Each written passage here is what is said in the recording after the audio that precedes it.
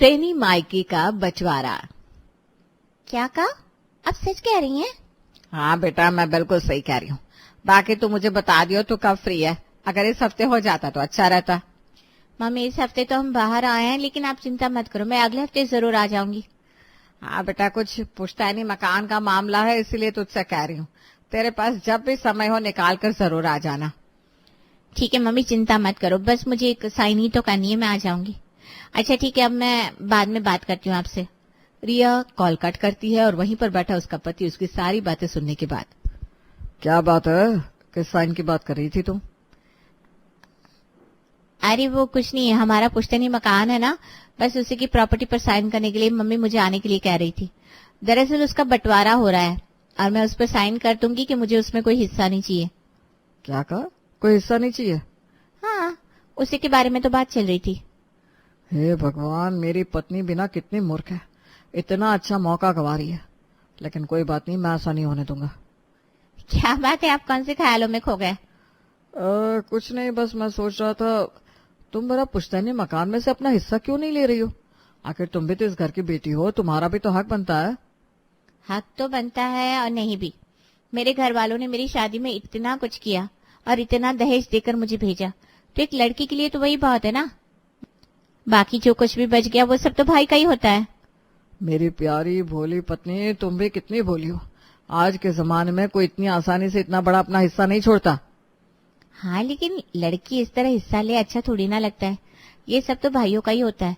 लड़की का मायका नहीं, बल्कि शादी के बाद उसका ससुराल ही सब कुछ हो जाता है। उफ़ो, तुम भी ना इतनी भोली हो। लेकिन अभी तो बहुत कुछ होना बाकी है। क्या होना बाकी है? अरे तुम बस देखती जाओ, पूरी पिक्चर अभी बाकी है। दिन गुजरते हैं, लेकिन यश की बेचैनी दिन ब दिन बढ़ती जा रही थी। फिर क्यों? कुछ दिन बाद एक दिन रिया जब अपने मायके आती है। अच्छा हुआ बेटा तू आ गई। हाँ दीदी, लीजिए पानी पीजिए। भाभी थैंक यू। मम्मी मुझे बताओ पूरी बात क्या है, किन पेपर्स पर साइन करना है? अरे कुछ नहीं, तेरे पापा है ना, वो जो हमारा पुश्तैनी घर है उसका बंटवारा करने के बारे में सोच रहे थे। अगर तुझे उसमें अपना हिस्सा नहीं चाहिए तो उस पर साइन करते, लेकिन अगर तुझे हिस्सा चाहिए तो। नहीं नहीं मम्मी, मुझे उसमें अपना कोई हिस्सा नहीं चाहिए। आप लोगों ने जितना कर दिया उतना बहुत है। इतनी धूमधाम से मेरी शादी की, इतना दहेज दिया। हाँ दीदी, लेकिन फिर भी वो पुश्तैनी घर है, अगर आपको उसमें कुछ भी चाहिए तो। अरे नहीं भाई नहीं, आप लोग पेपर रेडी करवा लीजिए, जब मुझे साइन करना होगा तो मुझे बता देना। ठीक है, इन सब के बारे में बाद में बात करेंगे। चलो अब कुछ बढ़िया सा खाते हैं।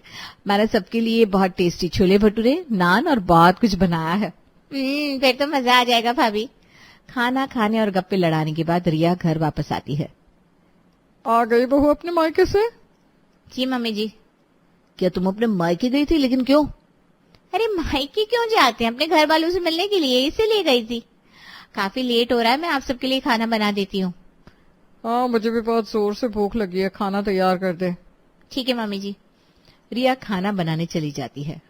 कहीं उसके मायके वालों ने पुश्तैनी घर के बारे में तो बात नहीं की उसके साथ? मुझे जल्दी सब कुछ पता लगाना होगा, वरना ऐसे तो सारा मामला बिगड़ जाएगा। यश हड़बड़ाहट में ही रिया के पास रसोई में जाता है। रिया पीछे मुड़ती है तो अचानक उसे अपने सामने खड़ा देखकर डर जाती है। क्या आप भी अचानक से मेरे सामने आ गए? क्या बात है, कुछ चाहिए क्या? अरे नहीं, मैं तो बस ये पूछ रहा था कि आज तुम्हारी मम्मी जी से क्या बात हुई? क्या उन्होंने उस पुश्तैनी घर के बारे में कुछ बताया?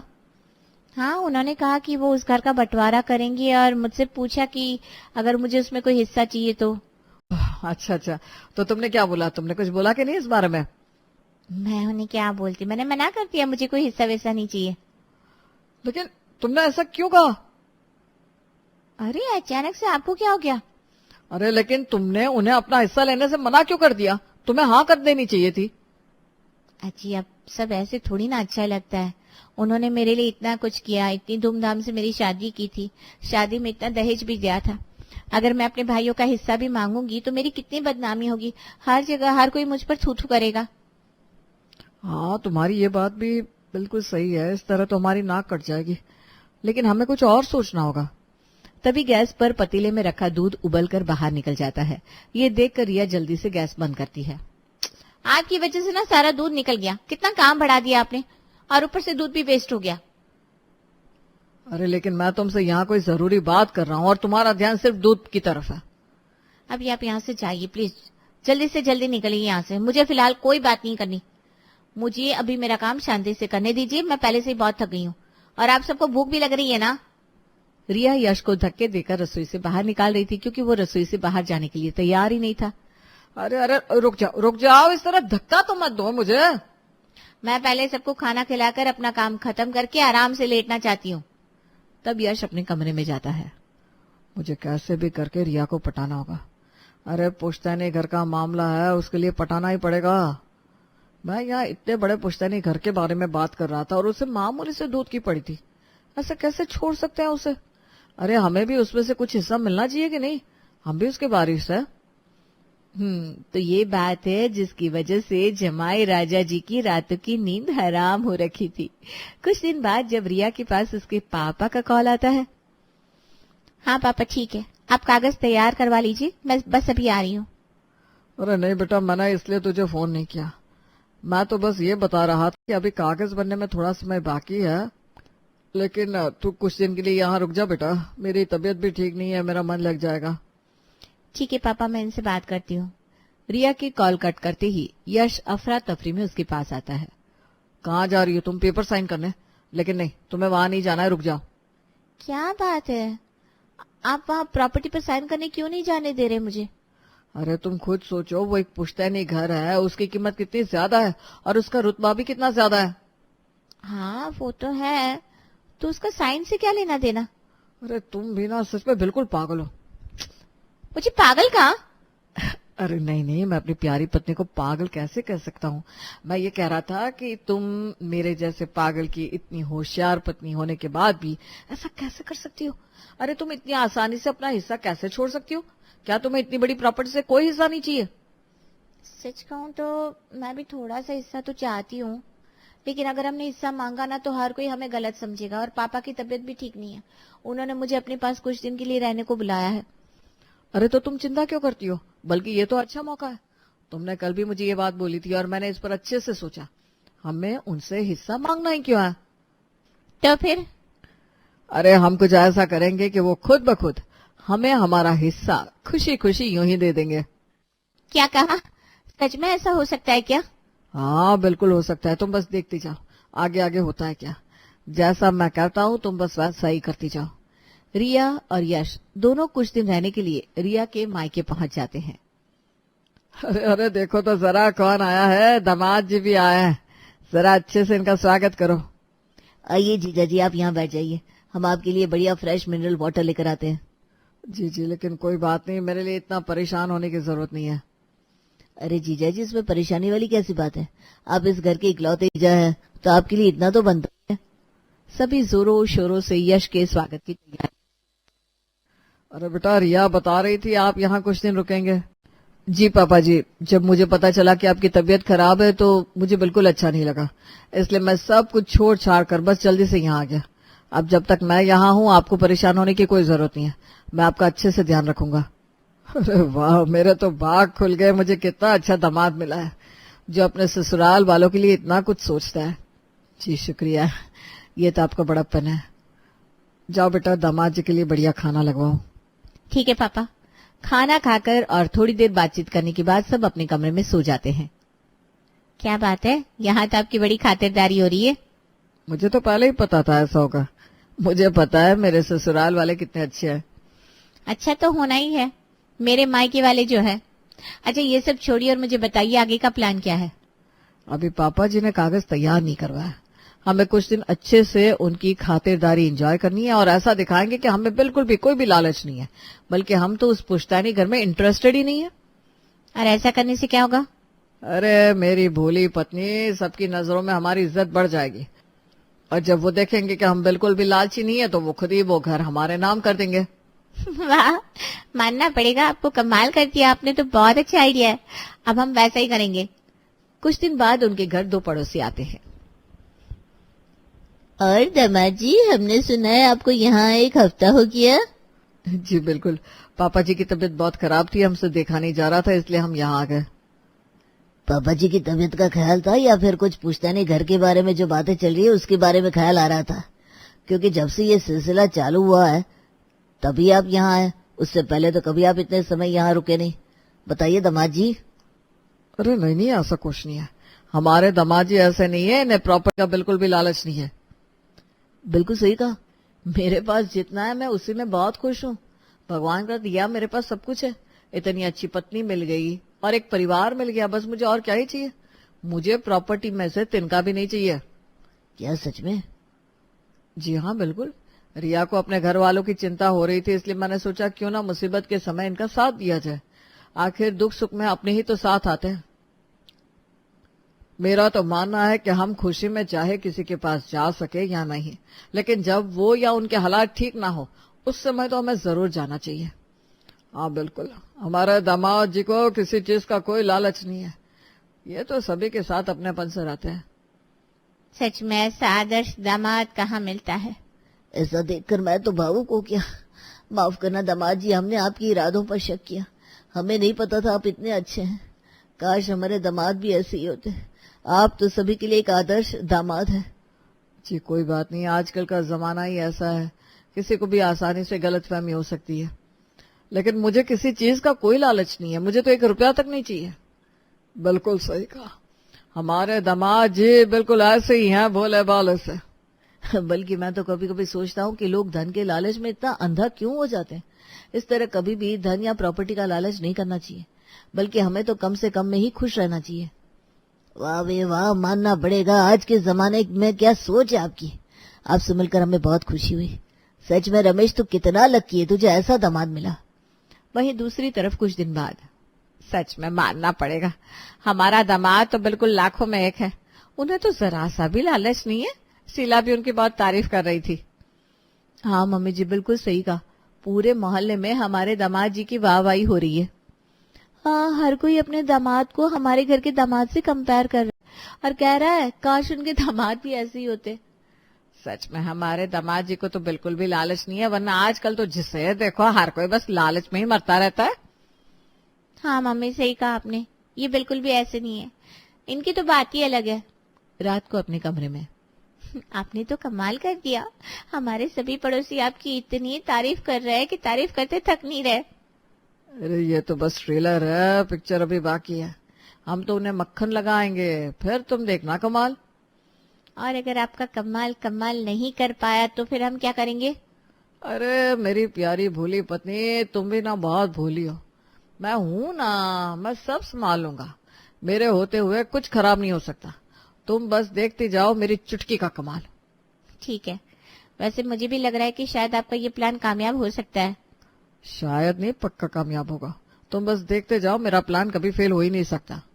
कुछ दिन बाद, क्या बात है पापा जी, आप इतने उदास क्यों नजर आ रहे हैं? कुछ नहीं बेटा, बस ऐसे ही। आज प्रॉपर्टी के कागज करने थे, मैंने उनमें कुछ बदलाव किया है। शुरुआत में रिया ने भी सब लेने से मना कर दिया था। अरे पापा जी, आप चिंता मत कीजिए, हमें कुछ भी नहीं चाहिए। हम तो बस यहाँ पर आपका साथ देने आए थे। आप हमें उसमें बिल्कुल भी ऐड मत कीजिएगा। अरे नहीं बेटा, ऐसा नहीं है। नहीं पापा जी, मैं कह रहा हूँ ना, हमें ऐड करने की बिल्कुल जरूरत नहीं है। हमें कुछ भी नहीं चाहिए। आपको तो पता ही है मुझे 1 रुपए का लालच नहीं है।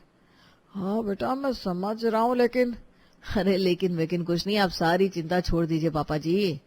यश रमेश को बात को पूरा होने ही नहीं दे रहा था और बार बार उसकी बात बीच में काट रहा था। थोड़ी देर बाद वहां वकील प्रॉपर्टी के कागज भी लेकर आ जाते हैं। लीजिए मिस्टर रमेश जी, आपकी जैसी इच्छा थी मैंने बिल्कुल वैसा ही सब किया है। साइड में रिया और यश खड़े थे। यश धीरे से रिया से कहता है, अब तुम तैयार हो जाओ, तुम्हें अपनी अच्छी एक्टिंग स्किल्स दिखानी है आज। अब हम दोनों को थोड़ा ना नुकुर करने का ड्रामा दिखाना होगा। दिल थाम कर बैठना, हमारी एक्टिंग के बाद हमें बहुत बड़ा इनाम मिलने वाला है। तभी रमेश अनाउंसमेंट करता है, मैंने दामाद जी के नाम पर कुछ भी नहीं छोड़ा। क्या?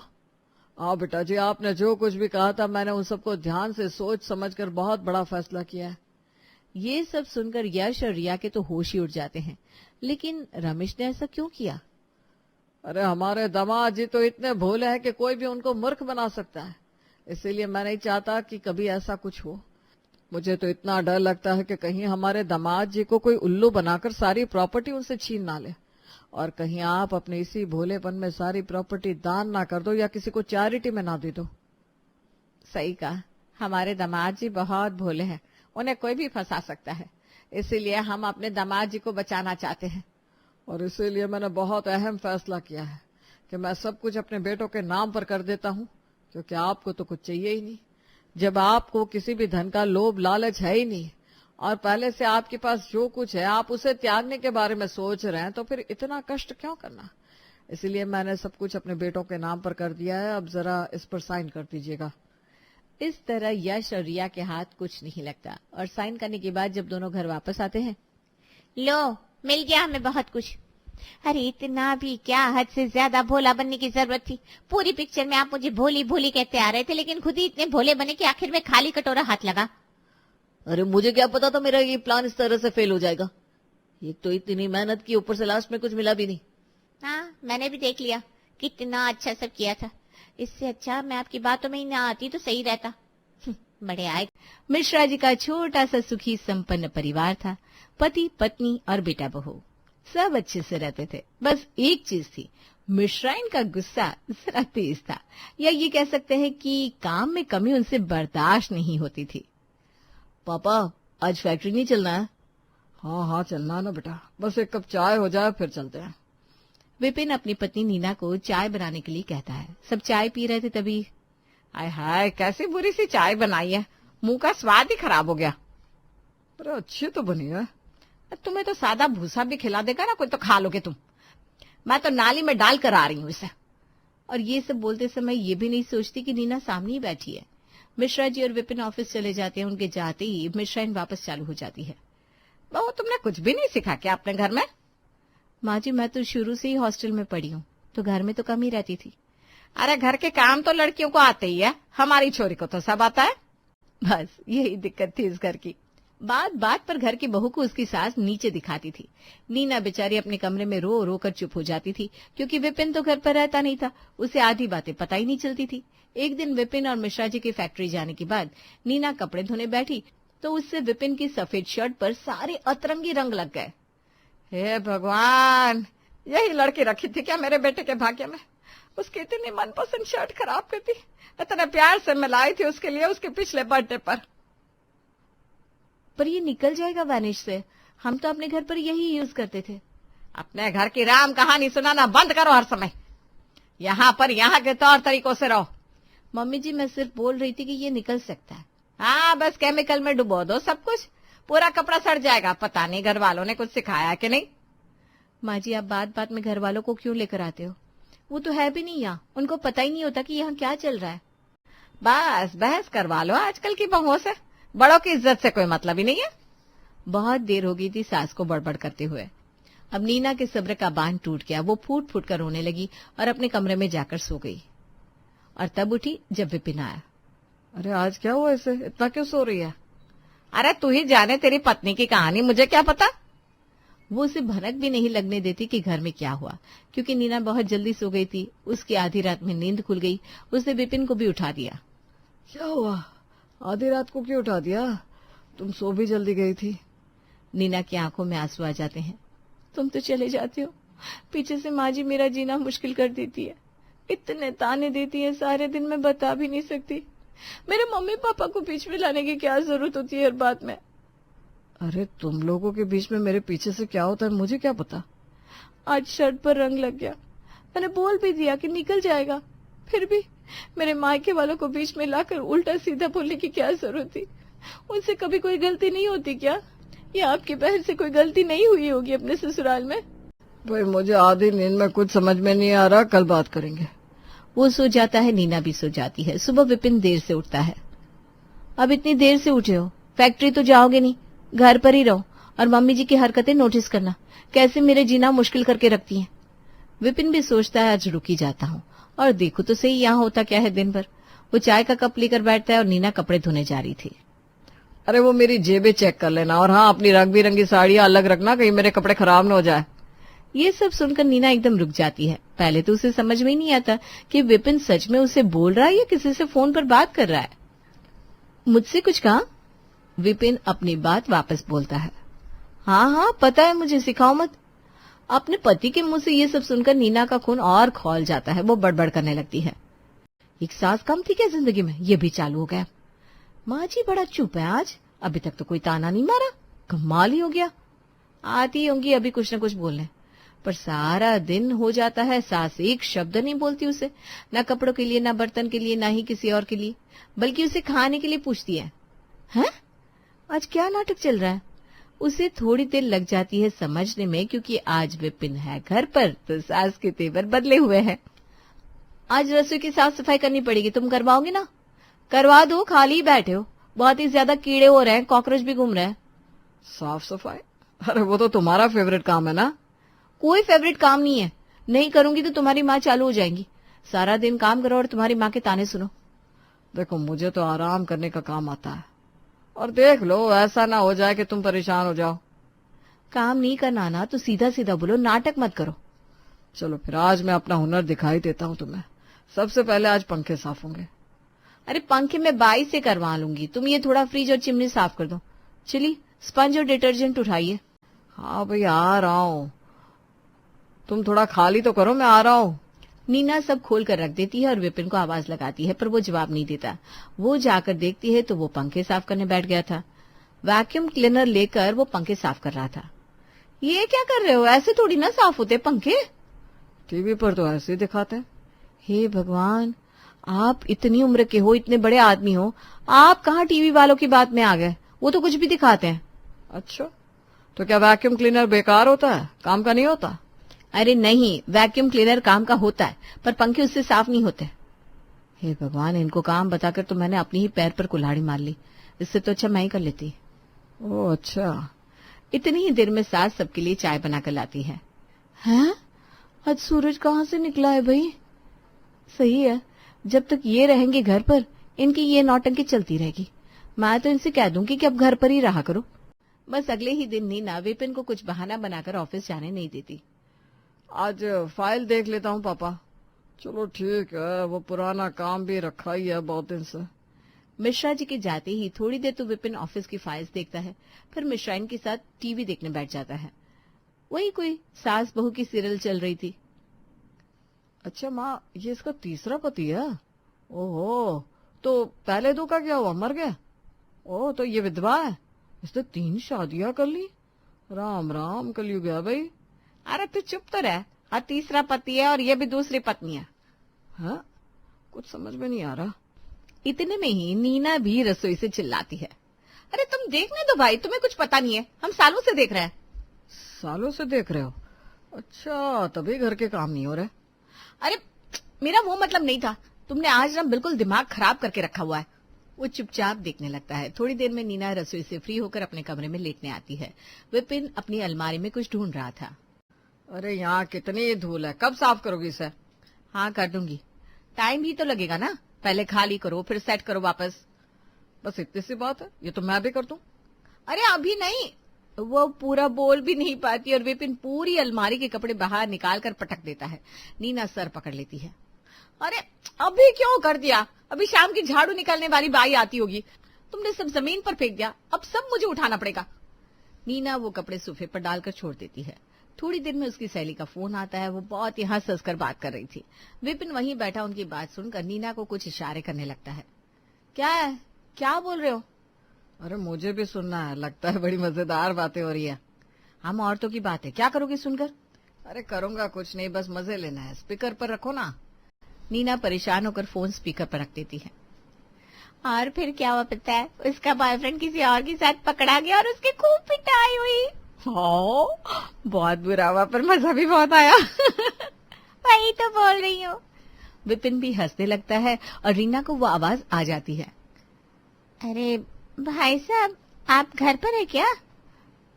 अरे बस ऐसे ही, आप लोगों की बातें बड़ी मजेदार लग रही थी, वही सुन रहा था। और बताइए ना, आगे क्या हुआ?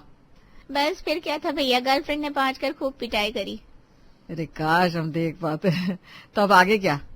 पता नहीं भैया, अब कुछ होगा तो पता चलेगा। अच्छा फिर बताइएगा। हाँ हाँ, सारी बातें तुम ही कर लो। अरे कहीं तो चैन लेने दो मुझे भी। चल रीना, फोन रखती हूँ, कल बात करते हैं। थोड़ी देर में खाना खाकर सब सो जाते हैं। अगली सुबह। आज तो चल रहा है ना ऑफिस? अरे नहीं पिताजी, कल काम पूरा नहीं हुआ तो आज कर लेता हूँ। क्या करता है सारा दिन जो काम पूरा नहीं हो रहा? अपने बीवी के साथ हंसी ठिठोली करता रहता है, और क्या? तुम्हारा भी चलता ही रहता है वैसे। भैया मैं तो चला अपने काम पर। पर विपिन तो सुना अनसुना कर देता है और माँ के साथ साथ सास बहू देखने बैठ जाता है। अपनी ऑफिस फाइल को जैसे वो भूल ही चुका था और उधर नीना स्कूल ड्रेस घिसते घिसते बड़बड़ कर रही थी। मैं बहुत बड़ी गलती करती मैंने इनको घर पर रोककर। सारा दिन निठल्लों से बैठे रहते, हर काम में टांग अड़ाते। सास लड़ती रहती थी पर कम से कम ठीक से हो तो जाता था काम मेरा, टांग तो नहीं अड़ाती थी। यहाँ तो हर समय ये ऐसा मत करो वो वैसा मत करो चलता रहता है। वहां ड्राइंग रूम में नीना के नाम का एक शादी का कार्ड रखा था। ये तो वही दोनों है ना जिन्होंने अलग अलग को पटा रखा था। अब इनकी आपस में शादी हो रही है क्या? हाँ, अब क्या करे, जिसको जैसे समझ आए। शाम को जाना है मुझे, मैं तो लिफाफा देकर आ जाऊंगी। अरे प्लीज, मैं भी चलूंगा ना, देखूंगा कैसे लग रहे हैं दोनों साथ खड़े हुए। ठीक है, पर ज्यादा कुछ बोल मत देना। अरे ना ना, मुझे तो बस मजेदार खाना खाना है। शाम को दोनों शादी में जाते हैं। नीना स्टेज पर लिफाफा देकर नीचे आती है पर देखती है विपिन दूल्हे से हंस हंस कर बातें कर रहा है। नीना को लगता है जान पहचान निकल आई होगी कुछ। वो काफी देर बाद नीचे आता है। क्या हुआ, कुछ जान पहचान निकल आई क्या? अरे नहीं नहीं, मैं तो दूल्हा दुल्हन को अलग अलग ये बताकर आया हूँ कि इसका भी बाहर चक्कर था और उसका भी। क्या? पर क्यों? अरे दोनों को पता होना चाहिए ना उनकी शादी किससे हो रही है। ये समय नहीं था ये सब बताने का, आज शादी है उनकी। इससे पहले कि नीना कुछ कर पाती वो देखती दूल्हा दुल्हन स्टेज से उतरकर अलग अलग चले गए हैं। अरे बड़ी जल्दी खाना लग गया, वरमाला तो हुई भी नहीं। जरा पता करके आना नीना, फिर हम भी खाना खाए और चले जाएं। अरे भाभी जी क्या हुआ, दूल्हा दुल्हन स्टेज पर से क्यों उतर गए? अरे किसी बेवकूफ आदमी ने इन दोनों को इनके पहले के चक्करों के बारे में बता दिया। पता नहीं कौन पागल था, शादी ही टूट गई। ये सुनकर नीना भागती है वहां से और सीधे घर पर आकर रुकते हैं दोनों। अरे माँ, वहाँ एक टेस्टी सी मिठाई खाई थी शुरू में, मैं ना बनाने की ट्राई करता हूँ। हाँ कल है लल्ला, कल। अरे कल नहीं, अभी तो मुझे उसका स्वाद भी ध्यान है, अभी बन जाएगी। अरे टाइम देखो, अभी 10 बज रहे हैं। अरे कोई बात नहीं ना, नीना करवा देगी। नीना, ये घी और अद्दू किस दो मुझे। क्यों? अभी क्यों? मुझे मिठाई बनानी है। अरे कल बना लेना, कितनी रात हो गई है। पर वो नीना की एक नहीं सुनता, आधी रात तक उससे मिठाई बनवाता है। जब सुबह में श्राइन रसोई में जाती है तो सर पकड़ लेती है। पूरी रसोई फैली हुई थी। विपिन बड़े ही उत्साह से अपनी मिठाई देखने आता है पर वो पत्थर की तरह कड़क हो चुकी थी, किसी के दांत से कटती नहीं। हे भगवान, जिस दिन से यह घर पर रुका है पूरा घर तहस नहस सा कर दिया है। इससे अच्छा तो ऑफिस ही जा रहा था। इसे कहते हैं आ बैल मुझे मार। ऐसा घर का रास्ता नापा पति देव ने कि ऑफिस राज ही नहीं आ रही इनको। खैर अब मैं बोलूं भी क्या किसी से, ये अक्ल तो मेरी ही दौड़ी थी ना। कुछ न कुछ करना पड़ेगा, इनको ऑफिस भेजना पड़ेगा। ये सुनकर नीना भागती है वहां से और सीधे घर पर आकर रुकते हैं दोनों। अरे माँ, वहाँ एक टेस्टी सी मिठाई खाई थी शुरू में, मैं ना बनाने की ट्राई करता हूँ। हाँ कल है लल्ला, कल। अरे कल नहीं, अभी तो मुझे उसका स्वाद भी ध्यान है, अभी बन जाएगी। अरे टाइम देखो, अभी 10 बज रहे हैं। अरे कोई बात नहीं ना, नीना करवा देगी। नीना, ये घी और अद्दू किस दो मुझे। क्यों? अभी क्यों? मुझे मिठाई बनानी है। अरे कल बना लेना, कितनी रात हो गई है। पर वो नीना की एक नहीं सुनता, आधी रात तक उससे मिठाई बनवाता है। जब सुबह में श्राइन रसोई में जाती है तो सर पकड़ लेती है। पूरी रसोई फैली हुई थी। विपिन बड़े ही उत्साह से अपनी मिठाई देखने आता है पर वो पत्थर की तरह कड़क हो चुकी थी, किसी के दांत से कटती नहीं। हे भगवान, जिस दिन से यह घर पर रुका है पूरा घर तहस नहस सा कर दिया है। इससे अच्छा तो ऑफिस ही जा रहा था। इसे कहते हैं आ बैल मुझे मार। ऐसा घर का रास्ता नापा पति देव ने कि ऑफिस राज ही नहीं आ रही इनको। खैर अब मैं बोलूं भी क्या किसी से, ये अक्ल तो मेरी ही दौड़ी थी ना। कुछ न कुछ करना पड़ेगा, इनको ऑफिस भेजना पड़ेगा। अगली सुबह। अच्छा विपिन सुनो ना, मैं सोच रही थी पापा जी को ऑफिस में दिक्कत तो होती होगी, तुम्हें ऑफिस जाना चाहिए अब। अरे इतना स्टाफ है फैक्ट्री में, कोई भी कर लेगा, मेरा जाना जरूरी थोड़ी ना है। हाँ पर घर का आदमी तो घर का ही होता है ना। अरे ठीक है ना, ये सब छोड़ो। देखो मैंने ये रेसिपी देखी है यूट्यूब पर, ये बनवा दो आज। अरे इसमें तो बहुत देर लगेगी और सामान भी लाना पड़ेगा। तो ले आओ ना, क्या हुआ इसमें। मुझे और भी काम है विपिन, खाना भी बनाना है। अरे खाना बनाने में क्या है, मैं बना दूंगा आज दाल चावल, तुम सामान ले आओ। मुझे अभी धूप में नहीं जाना, घर में रहकर बाहर की आदत ही छूट गई है। नीना थक हार कर बाजार जाती है। जब वो वापस आती है तो देखती है कच्चे से दाल चावल बने हुए पड़े हैं और माँ बेटे पैर फैलाकर सास बहू देख रहे हैं और मैगी खा रहे हैं। नीना अपना सर पकड़ लेती है। इसे कहते हैं आ बैल मुझे मार। रात के 1 बजे कॉन्फ्रेंस हॉल में कीर्ति अपनी फ्रेंड से बात कर रही है। अरे बहन, सुबह सुबह किटी पार्टी कौन करता है? ना ना ना, सुबह तो मेरे लिए पॉसिबल नहीं होगा। ठीक है, फिर तुम मत आना, इस बार लास्ट किटी है और बस तेरी किटी बाकी थी, नहीं मिलेंगे तुझे पैसे और क्या होगा। बिल्कुल सही कह रही है ज्योति, हर बार तेरे कारण ना हम दोपहर के 3 बजे से 5 बजे तक की किट्टी रखते आए हैं। ऐसे में एक दिन हमारे लिए तो ब्रेकफास्ट किट्टी नहीं कर सकती क्या? अरे सोच तो कितना मजा आएगा।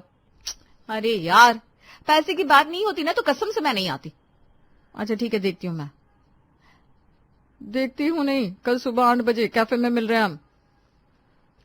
सुबह 5 बजे उठना होता है तुम्हें, अब सो भी जाना, 1 बजने को आ गए कीर्ति। कीर्ति की आंखों में तो पहले से ही नींद घुली हुई थी। जैसे ही फोन रखती है उसकी आंखें भारी हो जाती है और वो सो जाती है। अगली सुबह अलार्म की आवाज से कीर्ति की आंख खुलती है। और नींद खुली है अभी, पर शरीर में ऐसी थकावट लग रही है जैसे अभी सोने जाना हो। तभी दूसरे अलार्म की आवाज बजती है। 8 बज गए? क्या 8 बज गए? अरे सो जाओ ना यार, अभी 5 ही बजे है। ये मेरा अलार्म है। जब तक 2-4 घड़ियों में अलार्म ना लगाकर सोना तब तक मुझे चैन नहीं आता। सो जाओ। रोटियां तो वैसे भी मुझे बनानी है, 3 घंटे है तुम्हारे पास। नींद में आंखें मसलती हुई कीर्ति अपने सर पर ठंडा पानी डालकर बाथरूम से बाहर आती है। सबसे पहले 4 रोटियां गाय की, तोते की 3, कौवे की 2, चींटियों के लिए छोटी छोटी आटे की लोई, फिर देवर जी के लिए, इनके लिए, मेरे लिए, मम्मी जी और पापा जी के लिए, यानी कि हम 5 लोगों की रोटियां। वो तो अच्छा है कि राज के स्कूल की आज छुट्टी है, वरना उसके टिफिन के लिए अलग से मेहनत करनी पड़ती। उसे तो कल रात के बच्चे चावल फ्राई करके दे दूंगी। कीर्ति रोटियां बनाने के हिसाब से आटा गूंथने लगती है। ऐसा क्यों लग रहा है कि मैं कुछ भूल रही हूँ? अरे हाँ, याद आया, कुत्ते की रोटी। अच्छा हुआ ध्यान आ गया, थोड़ा और आटा ले लेती हूँ। कीर्ति डिब्बे में से आटा निकाल रही थी, तभी उसकी सास मनीषा रसोई के दरवाजे से कहती है, इतने से आटे में क्या होगा बहू, आज पूर्णिमा है, गाय के कम से कम 21 रोटियां तो निकलेगी। क्या? पिछले महीने वो क्या कौन सा दिन था, तब आपने मुझसे 11 रोटियां बनवाई थी मम्मी जी, और अब 21? हमारे घर की यही रिवायत है बहू, और तुझे ये माननी ही पड़ेगी। कैसी रिवायत है ये मम्मी जी? हमारे घर पर भी गाय के लिए रोटी निकलती थी, पर 1 रोटी। ये 11, 21 नहीं। और ये हर तीसरे दिन पूर्णिमा अमावस कैसे आ जाते, मुझे तो समझ में नहीं आता। अभी तो अमावस गई थी ना, फिर पूर्णिमा आ गई। अरे वो अमावस के लिए रोटियां नहीं बनवाई थी मैंने। और तू ना रोटियों पर रोया मत कर, उस दिन शिवरात्रि थी। मार्च फरवरी में आती है ना शिवरात्रि मम्मी जी, अभी तो सितंबर का महीना चल रहा है। तभी मनीषा के सुर में सुर मिलाता हुआ गौरव कहता है, हाँ तो हर महीने आती है शिवरात्रि, अब लोगों को समझ नहीं है तो क्या कर सकते हम। वैसे भी इस महीने नवरात्र भी है, हर रोज अच्छे से दिल खोलकर सभी को खाना खिलाएंगे हम। मैं क्या सोच रहा था प्रेम की अम्मा, क्यों ना इस नवरात्रि पंडितों के साथ अपनी दुकान के स्टाफ को भी भोजन करवाया जाए, उन सब की रोटियां भी बहू बना देगी। टोटल मिलाकर 15 रोटी घर वालों के लिए बनानी थी और उससे 2 गुना रोटी का हिसाब मनीषा कीर्ति को बताकर जा चुकी थी। बताओ, मजाक बनाकर रख दिया सबने मेरा। अपने पूरे खानदान के लिए 15 रोटियां कभी नहीं बनाई मैंने, और यहाँ सिर्फ बांटने के लिए 30 रोटियां बनवाई जाती हैं, और घर वालों की अलग से बनाओ। ये भी नहीं कि दान पुण्य की रोटियां बहू बनाएगी, बाकी घर वालों के लिए काम वाले से बनवा ले। ना ना ना, रोटियां तो बहू से ही बनवानी है। पसीने में भीगी हुई कीर्ति रोटियां बना रही थी, तभी उसके फोन की घंटी बजती है। चलो फोन तो उठा लिया, मुझे लगा तू भाई फोन स्विच ऑफ करके बैठ तो नहीं गई। किट्टी पार्टी में आना याद है ना?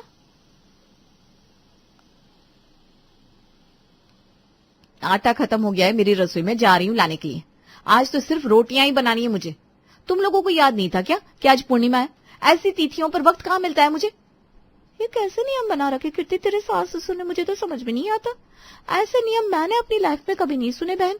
भगवान तुझे ताकत दे। सुबह 10 बजे। मम्मा भूख लग रही है, चावल दो ना। अरे बेटा, तुझे तो पता है इस घर में जब तक सारे आटे की रोटियां ना बन जाए तब तक सब्जियां भी नहीं बनाई जाती। तुझे चावल कैसे परोस दूं? रुक जा थोड़ी देर और, आज पूर्णिमा है ना, पहले दादा दादी जी सारी रस्में कर ले, उसके बाद तुझे नाश्ता दूंगी मैं। फिर मैं जा रहा हूँ रोहन के घर, आपको पता है ना, मुझे नाश्ता वक्त पर नहीं मिलता तो सर में दर्द हो जाता है। गुस्से में राज घर से बाहर निकल गया। बहुत ज्यादा बिगाड़ लिया है तुमने अपने बेटे को। जिस उम्र में संस्कार सीखने थे उस उम्र में रौब झाड़ना सिखा दिया तुमने से। भूख पर कंट्रोल ही नहीं है साहबजादे का, ये मन पर क्या कंट्रोल करेगा। क्या कर सकते हैं बेटा, जब ये पेट में था बहू अपने मायके में थी तो वहां की कुछ ना कुछ आदतें तो राज में आनी थी, वरना मेरी नजरों के आगे रहता तो ये एक नंबर का श्रवण बनता। बेचारी कीर्ति अपने ससुराल के नियमों से तंग आ चुकी थी। शादी के 7 साल बाद भी कीर्ति को 2 मिनट का चैन नहीं था। 3 वार्निंग के बाद हम बच्चों को सीधा रेस्ट्रिक्टेड करते थे, पर आपका बेटा पढ़ाई में अच्छा है इसलिए 7वीं गलती के बाद भी यहाँ खड़ा हुआ है। पर अब मैं ये बर्दाश्त नहीं करूंगी। Mrs Kirti, what is this? आप खुद पढ़ी लिखी हैं, उसके बाद ये, I can not believe it. Ma'am वो क्या ये वो मिसेस कीर्ति, पहले आपका बेटा घर का बना खाना टिफिन में लाता ही नहीं था। जब देखो पैकेट फूड। आपको पता है ना हमारे स्कूल में पैकेट फूड अलाउड नहीं करते। फिर भी जब आपका बेटा टिफिन लाने लगा तो स्कूल इतनी देरी से पहुंचने लगा कि फर्स्ट पीरियड आधा बीत जाता है। सुन रही हो मम्मा, तुम्हारे कारण रोज मुझे ये सुनना पड़ता है, पर तुम्हें तो पहले से 10-12 रोटियां बनानी होती है। आपसे देर नहीं होगी राज को। I am sorry madam. घर लौटती ही कीर्ति इस मसले का हल निकालने में जुट जाती है। अगली सुबह, ये ले बेटा तेरा टिफिन तैयार हो गया। क्या? इसमें जरूर पैकेट फूड होगा। मम्मा आपको पता है मैम ने मना किया है। इसमें पराठे हैं बेटा, कोई पैकेट फूड नहीं है। पहले बनने वाली सारी रोटियां निकाल कर सब कुछ कर दिया मैंने। चल अब जल्दी से स्कूल जा तू। सभी हैरान थे। सभी को 9-10 बजे तक नाश्ता देने वाली कीर्ति आज कैसे वक्त पर सारे काम कर रही है। ये फुर्ती तूने पहले दिखाई होती तो मुझे इतनी तकलीफ नहीं होती बेटा। डायबिटीज की दवा डॉक्टर सुबह सुबह लेने को कहता है, पर तू रोटी ही 10 बजे बनाती थी। इंसान सीखते सीखते सीखता है ना मम्मी जी, मैं भी सीखी गई। वो कहते हैं ना देर आए दुरुस्त आए। अब क्या था, कीर्ति के घर के सारे मसले पूरी तरह से हल हो चुके थे। ससुराल में उसके दिन बड़े अच्छे गुजर रहे थे। फिर एक दिन, ये कर रही है तेरी भाभी बेटा। 2 नियम क्या बता दिए, वो भी इनसे माने नहीं गए। बड़ी बहू से तो मेरा भरोसा उठ गया है। तेरी जूही तो कहीं ऐसी नहीं है ना बेटा। नहीं मम्मी, तुम भी क्या, जूही को तुम कहकर देखो, वो तुम्हारे कदमों में सितारे बिछा देगी। पहले तो मैं सोच रहा था 1 साल और लूंगा, पर घर के हालातों को देखकर लगता है जल्दी शादी करनी पड़ेगी। गौतम अपने पिता के साथ अपनी लॉन्ग टाइम गर्लफ्रेंड जूही के घर पहुंच जाता है। क्या? छी, कैसी भाभी आपकी? सॉरी, मेरा मतलब ऐसे कहना तो नहीं चाहिए, पर गाय की एक रोटी जिससे ना बन रही है वो कैसी होंगी? आजकल लोगों की सोच ही ऐसी हो गई है बेटा, कोई हमारी तरह नहीं रह गया। गाय माता भूखी हो तो क्या, मैं एक क्या 30-30 रोटियां खिला दूं उसे। वही तो मम्मी, अगर यही नहीं हो रहा है तो आप उनके लिए चोकर और भूसा तो रख ही सकते हो ना। ये क्या बात हुई कि बचा हुआ खाना सामने रख दिया? पता नहीं लोगों की सोच कहाँ जा रही है। तुम लोगों की छोड़ दो बेटा, दुनिया तब भी बुरी थी जब राम राज्य था। अब हमें तुम पर पूरा भरोसा है कि तुम हमारे घर को बिल्कुल वैसे ही संभालोगी जैसा हम चाहते हैं। और इसी बात पर जूही की शादी गौतम से पक्की हो जाती है। जल्दबाजी में शादी कर गौतम जूही को घर ले आता है। अपनी नई नवेली देवरानी से मिलने कीर्ति उसके कमरे में जाती है। मुझे तो लगा था मेरी ही शादी जल्दबाजी में हुई, जबकि 1.5 महीने का वक्त था मेरे पास। तुम्हें तो बिल्कुल भी वक्त नहीं मिला होगा ना जूही। 8 सालों की रिलेशनशिप के बाद इतनी हड़बड़ी में अगर शादी हो तो दिमाग घूम ही जाता है। पर खुद के शौक से ज्यादा घर वालों की जरूरत भी मैटर करती है ना भाभी, और मैं दिखावे से ज्यादा जरूरतों में मानती हूँ, इसलिए मुझे कोई प्रॉब्लम नहीं हुई। ये इस तरह टेढ़े बोल क्यों बोल रही है? लगता है थकी हुई है। तुम आराम से घूंघट ओढ़कर बैठ जाओ, मैं देवर जी को भेजती हूँ। अगली सुबह सत्यनारायण की पूजा से दिन की शुरुआत होती है। हमारे घर पर पंडित जी के लिए मेरी बहुएं खाना बनाती है। बना लोगी ना बेटा, झूठ तो नहीं परोस दोगी। पढ़े लिखे होने का मतलब संस्कार भूलना नहीं होता मम्मी जी। रसोई में जाकर जूही 4 पंडितों के लिए पूरी, खीर और सब्जी तैयार कर उन्हें परोस देती है। बड़े दिल से खाना खिलाती है आपकी बहू मनीषा बहन, आयुष्मान भव बेटा। खाना खत्म करके सभी घर लौट जाते हैं। ये पहली भूल थी इसलिए माफ कर देती हूँ बहू, पर आइंदा से ऐसा ना हो। गाय माता की रोटी तूने बनाई नहीं और पंडित जी को पूरियां खिला दी। मैं ऐसी गलती कैसे कर सकती थी मम्मी जी?